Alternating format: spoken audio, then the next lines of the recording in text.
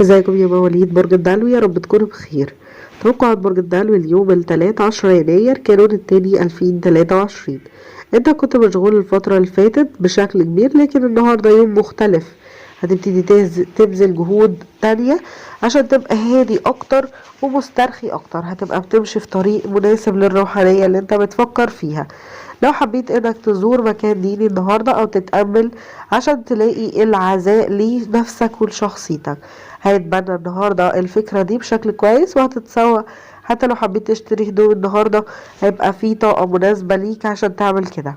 بالنسبة ليك النهاردة عاطفيا يا دلو، هيبدأ انك تبقى متوتر شوية في اليوم بسبب نزاع داخلي كبير هيبقى معين جدا ليك، وهتنسى كل الكلام في الموضوع ده، خاصة المواضيع المهمة اللي عندك اللي انت بتبقى بتحبها.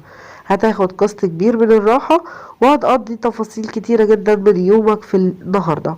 بالنسبة لك صحيا النهاردة يوم مناسب لو حبيت تاخد الأمور بسهولة أكتر وتتجنب إنك تتحمل كتير من التوترات.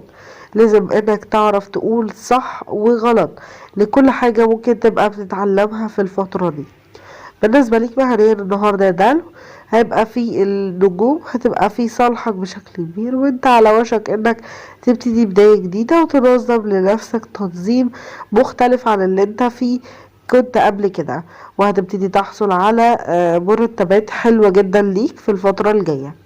بالنسبة ليك النهاردة هيكون يومك هو أسوأ يوم ليك في الشغل، خاصة لأنك ممكن تبقى مش قادر عشان تدير أو تنظم أي مهمة خاصة بشكل صحيح اليوم ده. بالنسبة لحركة الكواكب النهاردة، هيستمر القمر في عبوره برج الأسد لغاية ما يدخل برج العذراء في الصباح.